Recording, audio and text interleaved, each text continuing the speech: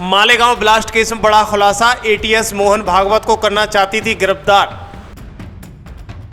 पूर्व इंस्पेक्टर महबूब मुजावर ने खोले राज, भगवा आतंकी कहानी थी सिर्फ एक साजिश। आरएसएस को बदनाम करने की थी बड़ी साजिश, मालेगांव विस्फोट में मोहन भागवत को थी फंसाने की तैयारी।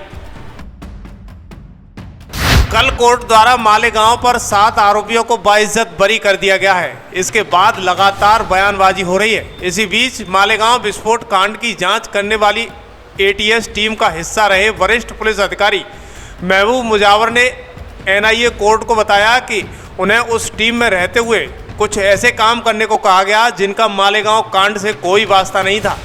ऐसे ही कामों में से एक था राष्ट्रीय स्वयंसेवक संघ के नए सरसंघ चालक बने मोहन भागवत को गिरफ्तार करना। कोर्ट के फैसले के अनुसार विस्तृत प्रति सामने आने पर ही पता चलेगा कि कोर्ट ने उनके दावों पर क्या टिप्पणियां की थी। उन्होंने कहा कि मुझे राष्ट्रीय स्वयंसेवक संघ प्रमुख मोहन भागवत को गिरफ्तार करने का आदेश अधिकारियों द्वारा दिया गया और भगवा आतंक स्थापित करने के लिए भागवत की गिरफ्तारी को दबाव बनाने का प्रयास किया गया। मेरे पास इस दावे के दस्तावेज खुद मौजूद हैं। उन्होंने कहा कि इसमें कोई भगवा आतंकवाद नहीं था, सब कुछ फर्जी था। मैं किसी के पीछे नहीं गया क्योंकि मुझे वास्तविकता पता थी। मोहन भागवत जैसे व्यक्ति को पकड़ना मेरी क्षमता से बाहर था। अब इस मामले में 7 आरोपियों को बरी कर दिया गया है। इससे एटीएस के फर्जी कामों का पर्दाफाश हो गया है। दरअसल हम आपको बता दें कि गुरुवार को आए फैसले पर खुशी जताते हुए महबूब मुजावर बताते हैं इस मामले की पूरी जांच ही फर्जी थी।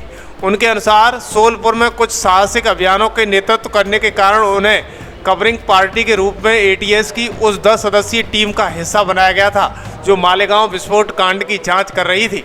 वो कहते हैं कि मालेगांव में विस्फोट तो हुआ लेकिन उसकी जांच गलत दिशा में मोड़ दी गई। आरोपियों को पहले ही मौत के घाट उतार दिया गया। उन्होंने बताया कि तथ्य अदालत में पेश किए गए। जिन 2 आरोपियों को रामजी कालसंगार और संदीप डांगे को एटीएस भगोड़ा बताकर ढूंढने का नाटक करती रही, उन्हें तो पुलिस पहले ही मार चुकी थी। इसके अलावा एक तीसरे व्यक्ति दिलीप पाटीदार को भी पुलिस खत्म कर चुकी थी, जिसे कभी इस मामले में आरोपी ही बनाया नहीं गया।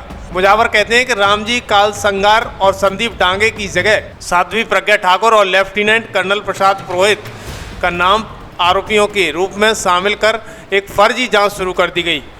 वो एटीएस के तत्कालीन उप प्रमुख परमवीर सिंह की ओर से इशारा करते हुए कहते हैं कि एक गलत व्यक्ति के द्वारा जांच के आदेश दिए गए थे जिसका परिणाम आज सामने आ चुका है। इसी कड़ी में मुजावर कहते हैं कि उन्हें इसी मामले में उनके अधिकारियों ने संघ प्रमुख मोहन भागवत को गिरफ्तार करने का आदेश दिया था। न मानने पर मुझे भी निलंबित कर दिया और झूठे मामलों में फंसा दिया।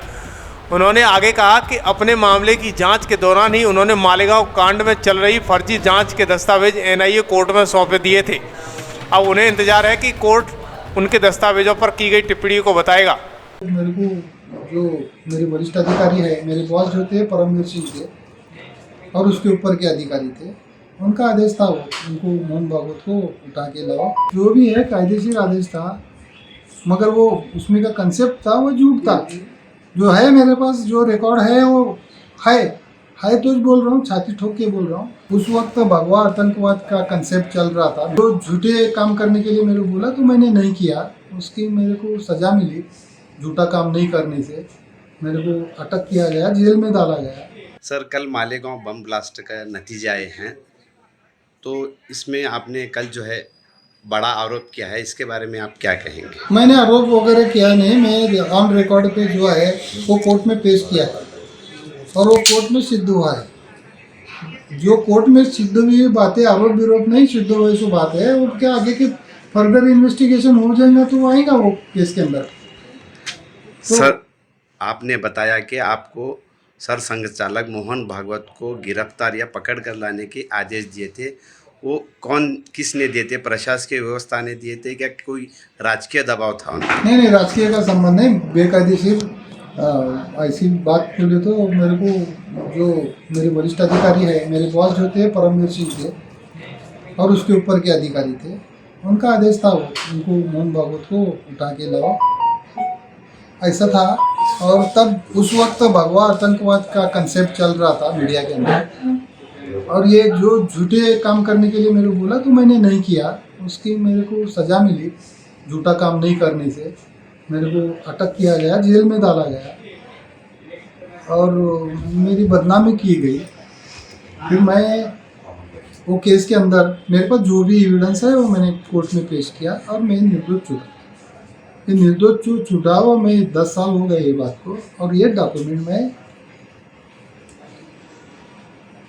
NIA के कोर्ट में गई ये डॉक्यूमेंट, और उसका भी कुछ ना कुछ उसके अंदर नोट है। सर, मोहन भागवत जी को गिरफ्तार करने के आपको लेखी ऑर्डर मिले थे या सिर्फ ओरली बता दिया गया था कि उनको पकड़ कर लाएं? देखो, मेरे को कायदेशीर नियमित है, तुम एकदम बार बार मोहन भागवत जी का नाम लेते हुए तो अच्छा नहीं है। तो एक बार मैं बताया, वो बात बताया, तो मेरे को जो भी है कायदेशीर आदेश था, मगर वो उसमें का कंसेप्ट था वो झूठ था। जो है मेरे पास, जो रिकॉर्ड है वो है तो बोल रहा हूँ, छाती ठोक के बोल रहा हूँ, हिम्मत से बोल रहा हूँ, सच्चा बोल रहा हूँ। कोर्ट में मैंने एफिडेविट दिया है इसके अंदर और मेरे पास एविडेंस है उसका। तो बार बार तुम वो मोहन भागवत को उठा के लाए ऐसे जो बोल रहे ना, जो एक बार बोला वो बराबर है। मुजावर के दावों पर भाजपा सांसद संबित पात्रा का कहना है कि सब कुछ गांधी परिवार के कहने पर हो रहा था। मोहन भागवत के झूठे केस में फंसाने की साजिश थी। उन्होंने कहा कि भगवा आतंकवाद का नैरेटिव रचा गया था। इस प्रकार से देश में भगवा आतंकवाद के नैरेटिव या विमर्श को फैलाने की कोशिश कांग्रेस की सरकार ने की थी, और जिस प्रकार से खास करके गांधी परिवार की चेष्टा थी कि हिंदुओं को अपमानित किया जाए, और कहीं न कहीं तुष्टीकरण की राजनीति के कारण, वोट बैंक के पॉलिटिक्स के कारण गांधी परिवार की यह तीव्र इच्छा थी कि सनातन एवं हिंदुओं पर कुठाराघात किया जाए।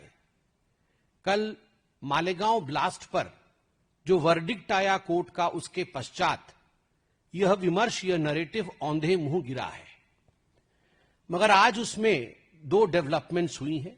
Two new developments have come up in the Malegaon blast today. Both of them are political developments which have shed new light in this. दो विमर्श आज उभर के आए हैं। पहला विमर्श है मालेगांव बॉम्ब ब्लास्ट के दौरान जो ATS थी जिसने इन्वेस्टिगेट किया, उस ATS के एक अधिकारी जिनका नाम है महबूब मुजावर, उनका एक खुलासा आज हुआ है। वह खुलासा बहुत ही चौंकाने वाला है।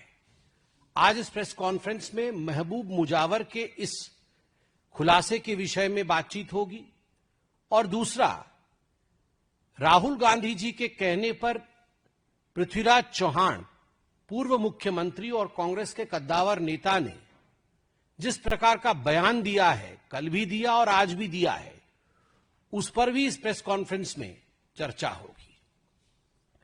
पहले महबूब मुजव्वर, जो कि ATS अधिकारी रहे, 2008 में मालेगांव में बॉम्ब ब्लास्ट होने के पश्चात जो जांच समिति गठित की गई थी, उस जांच समिति के एक अहम हिस्से थे। उनके वक्तव्य के विषय में बात करते हैं।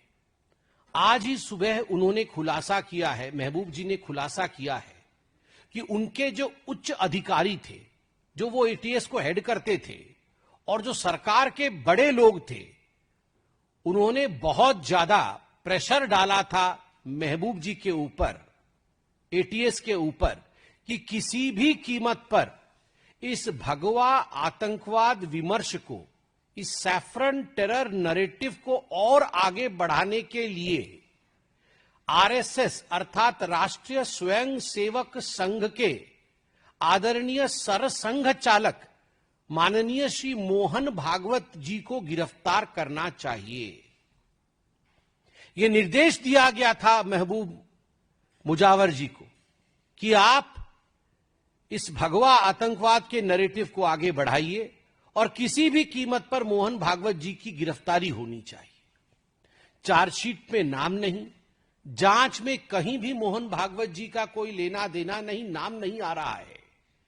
फिर भी जब गिरफ्तारी का हुक्म दिया गया तो महबूब मुजव्वर ने संविधान का हवाला देते हुए कहा कि मैं ये काम नहीं कर सकता, क्योंकि ये संविधान सम्मत नहीं है, ये आईन अर्थात कानून सम्मत नहीं है, इसलिए मैं कानून से ऊपर उठ के ऐसा कोई काम नहीं करूंगा जिससे भारत के संविधान को चोट पहुंचे।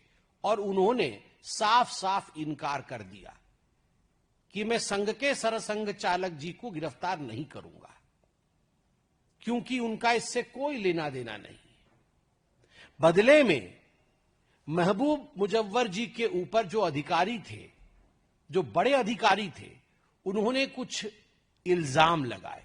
Some damning charges were pressed upon this ATS officer, Mr. महबूब मुजव्वर, जिसके कारण से उनकी पदोन्नति अर्थात प्रमोशन भी रुक गई।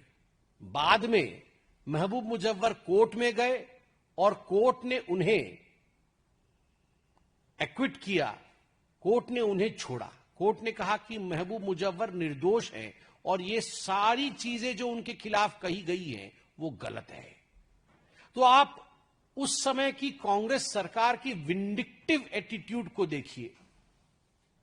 जबरन किस प्रकार से भारतीय जनता पार्टी और जो लोग हिंदू धर्म को मानते हैं और संघ के उच्चस्थ स्थान पर, उच्च पदवी पर जो लोग आसीन हैं, किस प्रकार से उनको अपमानित किया जाए, उनको गिरफ्तार किया जाए, उनसे बदला लिया जाए, इस प्रकार के विंडिक्टिव एटीट्यूड के साथ उस समय की कांग्रेस पार्टी काम कर रही थी और यह सब कुछ गांधी परिवार के कहने पर हो रहा था।